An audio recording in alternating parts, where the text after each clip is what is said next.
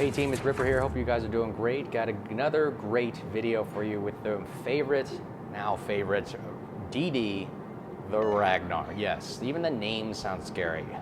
Ragnar is the ship that I just got because of the coupon for Steel dropped, and now it's got discounted, and you guys can get it in the store if you wanted to.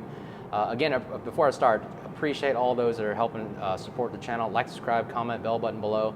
And appreciate those helping us. We're getting into 400 subscribers now. That's our next goal, and man, we are growing like a wildfire. And I appreciate all those that have been really supportive and having a great chat, comments, discussions. It's really bringing the community together, and we're having a blast doing it. Okay, so the Ragnar, you guys can get it. It's in the armory now for Steel. Discount coupon is available now. They drop every 180 days, I believe. And it is this ship, this DD is so fun. It is an awesome destroyer. It challenges almost everybody on the battlefield, and it is a pretty scary sight to see when it comes around the corner. So we're going to show you a couple of those moves right here, right now, and have a great time discussing the tactics, gameplays, and techniques available to us with this ship. All right, so here we go.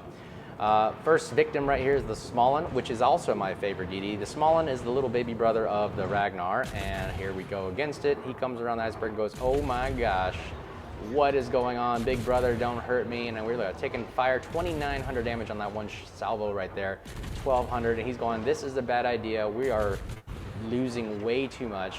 He turns away, hits his little speed boosting, and we damage his engine right there, and he thinks he goes off detection, but oh my gosh, there's the radar. That is the technique with this ship right here. You know, you basically save the radar until someone either goes undetected or uses their smoke, and they are just met with a crazy supply of non-stop 152mm shells, and boom, Des Moines helps us with the kill shot, finish him.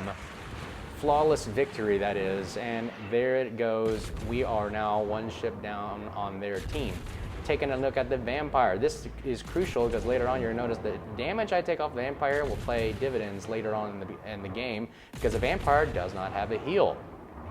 So we're taking about 2,000 damage on these shots right here. So he turns away, and we're just going to get maybe 1 or 2 extra lucky shots in there. And any damage you take right now is damage that we save for the bank for later on when we have to pick a battle if he does survive. So let's see if we can get off. Boom, there's another one. That's 1,400 damage he won't enjoy and get back. He gets another 700 damage that he wish he had, and we are sending him running for the hills. And now we are heading to the east side because I'm checking the eastern flank. Looks like they may need some help with a Shimakaze and an Napoli over there. Vampire's run away because he has no heals, and he's pretty much done for the game. The Austin used to be a fun cruiser, but now it's just a paper ship where you pretty much just look at it, sneeze on it, and it blows up. So our shells do some significant damage to it if we don't get caught in this wake of shots. So here we go. We spot the Shimakaze on the eastern flank. Looks like we're going to go hunting, ladies and gentlemen. So let's go hunting. I won't bore you with this long cruise here, so we're going to go ahead and speed it up and chase him down and see where his smoke is going. I've got my radar ready, and notice that later on in the video, I think my next build is I actually build for extra radar, and you can build the radar to last 40 seconds. That's insane. 40 seconds of radar on a DD is incredible. You can build for it. I think I'll be happy with 36 seconds alone, just by getting the update in the armory. Take a little shot there. He doesn't know where it came from. I thought I could nail him, but he went off detection. So we're going to go ahead and sneak and take him out. Now, the beautiful thing about the Ragnar is not only the big guns, major helpful, but also the ability to basically just scare people with radar. I mean, even though this radar is only 7.5, and I built the concealment down to 7.5, the tactic works like this. As soon as you get detected, which means you're in line of sight of whatever's looking at you, pop the radar. It's going to last 36 seconds, 40 if you want to build for it. You have a 40-second window of literally bombarding it with 152mm shells with turrets that move 360, mind you, which means that you are always in an optimal, if you're looking in the right direction, always in an optimal playing field to attack. Now, I'm actually debating whether or not I want to actually build for RPF, so I know exactly where RPF is a great tool. It gives you a little bit of SA. I might build for that in the next video and see if the tactic does work, as opposed to trying to build for something else like range or gunfire like that. So He gets a lucky salvo, and you look at how slow this thing turns. So it is not very good at dodging or juking, turning wise. And I've built for the steering module. It doesn't do very well. I've got it built for, I'm sorry, I think I have it built for the speed boost. But it doesn't turn very well, even with the steering module, so I'll have to double check on that. We spot the Shimakaze, pop the radar, and just look at it. He is pretty much done for. I mean, we have 16 seconds of radar, and all we gotta do is land 1, 2, boom! RIP back to Porty, and we have sent him back home packing. And I know he launched torpedoes, so we slam on the brakes, wait a tick. Technique right here. This is the best way to avoid torpedoes. There's the first salvo, and he already fired another one earlier, so I'm expecting a third salvo because the Shimakaze has 3, and there's the other one. So that is the technique right there.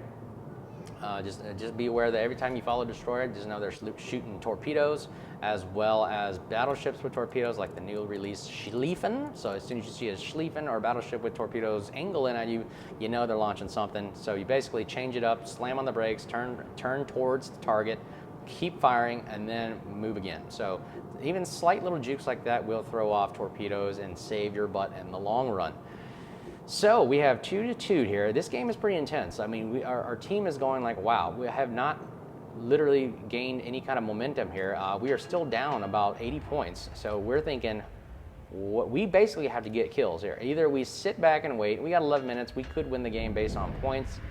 But knowing what's going to happen here, the Stalingrad thinks he's got an advantage, because Stalingrad is another steel ship, and he pops up right there on the mini-map. I mean, he's got almost full health, and I cannot take him on by myself. I think the Goodenlau's going to have to carry some weight with here. And we also know that the Vampire is the last DD left in the game, but remember that damage we took off of him earlier? That's why I tell you, never stop firing. If you got a chance to hit the DD and bring him down to health, those hits will literally be money in the bank for the future, so that when you got to battle him, you've got the advantage. You could be down down to 5,000 health, but if you whittle down that DD early in the game, those HP points will come crucial when you got to go one-on-one, mano-a-mano. Just sipping on a little bit of vodka soda here, pretty awesome while we're enjoying this wonderful video. Hanging out, we're seeing we can beat this game here and carry the team back to victory. Goodenlau and I, we decided, like, we're talking to each other. Now, again, I think the best form of strategy is to communicate with your team. You talk to each other, figure out what your plan is, what you're going to do, split the difference. And the first thing we're debating is, do we want to defend C and B? I take B, Ludendowns take C, so we can hold both in case a Vampire goes to Cap 1. We can still win this based on points. We elect to actually take on the Stalingrad, and he's going, let's do this. So he starts firing, drawing fire for me, while I begin setting fires. And now the Ragnar is really good. It's got an 18%, I believe, roughly around that region of setting fires, and it proved to be, look at that, another fire started right there, perma-fire.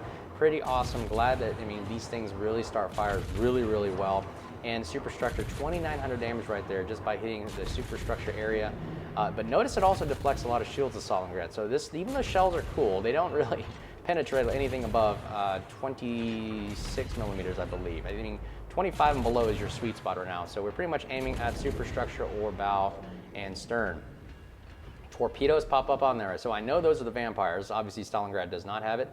So those torpedoes look like they're being angled towards me, like an arrow coming towards me, So I'm essentially going, Vampires heading towards me, game on. Let's do this. Radar is ready, so if he pops his crawling smoke, I got him. Either way, I know I can pick this fight and win it. Again, choose your battles, which ones you can win. Stalingrad pops radar, and basically it reveals where we're at, but it doesn't matter. We're going to pop our speed boost and just start hauling the mail into battle right now, and there's nothing more. There he is. Vampire is spotted. There is nothing more he can do. He's pretty much, once he's in gun range, he's done for. So here he is, angling. Beautiful sight to see, a destroyer angling in towards you. Our pretty much hull will deflect most of his shells, and 1,800. Boom, here comes the kill shot. Bam! Finished him, RIP, back to 40, and he is done. All we got left is Stalingrad. They do a drive-by, and we switch to AP to hopefully take the broadside. I was trying to see if the shells actually do penetrate, and it turns out they really don't do very well against a Stalingrad hull. You see all the ricochets right there. We are just not doing any kind of really significant damage, so you know what? Let's go ahead and switch to HE back on the money. And it's kind of hard sometimes, wonky, to shoot with these shells aiming in towards something. I don't know what it is with these shells, but you just gotta get used to them. But now we're just gonna, you know what? We're gonna win the game. Let's go ahead and nose in and see if we can just go ahead and ram pretty funny for a destroyer to do this, but hopefully we can get there in time and not get killed. Boom! Oh, actually, we get the fire kill, and we win the game, 3 kills to seal the deal. So hope you guys enjoyed that gameplay, tactics and techniques. Hope you learned something from it. Again, I hope you guys are doing well. Be safe. Until then, we'll talk to you guys soon. Cheers.